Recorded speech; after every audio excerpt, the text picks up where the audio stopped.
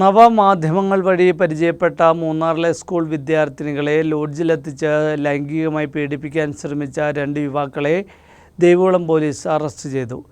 തിരുവനന്തപുരം കിളിമാനൂർ വെള്ളച്ചാലിൽ വാഴവിള വീട്ടിൽ മുഹമ്മദ് അലി നസറുദ്ദീൻ, കൊല്ലം ആയൂർ കൊക്കാട് റിയാസ് മൻസിലിൽ അൻവർ റഹീം എന്നിവരെയാണ് ദേവികുളം SHO അരുൺ നാരായണൻ്റെ നേതൃത്വത്തിൽ അറസ്റ്റ് ചെയ്തത്. മൂന്നാറിന് സമീപത്തുള്ള സ്കൂളിലെ പെൺകുട്ടികളാണ് കാറിലെത്തിയ യുവാക്കൾ കയറ്റി വട്ടവടയിലെ ലോഡ്ജിലെത്തിച്ച് ലൈംഗികമായി പീഡിപ്പിക്കുവാൻ ശ്രമിച്ചത്. പെൺകുട്ടികളെ കാറിൽ കയറ്റി വട്ടവട ഭാഗത്തേക്ക് പോകുന്നത് ശ്രദ്ധയിൽപ്പെട്ട മറ്റു കുട്ടികൾ വിവരം അധ്യാപകരെ അറിയിച്ചു. തുടർന്ന് അധ്യാപകർ പോലീസിനെ വിവരമറിയിക്കുകയായിരുന്നു. നാട്ടുകാരുടെ സഹായത്തോടെ പോലീസ് നടത്തിയ തെരച്ചിലിലാണ് പ്രതികളെയും കുട്ടികളെയും കണ്ടെത്തിയത്.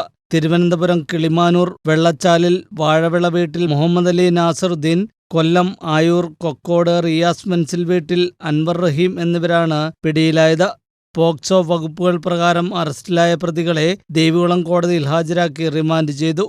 കുട്ടികളെ രക്ഷിതാക്കൾക്കൊപ്പം അയച്ചു. പ്രതികൾ ഒരുമിച്ച് സ്വകാര്യ സ്ഥാപനത്തിൽ ജോലി ചെയ്യുന്നവരാണ്. News bureau, Munnar.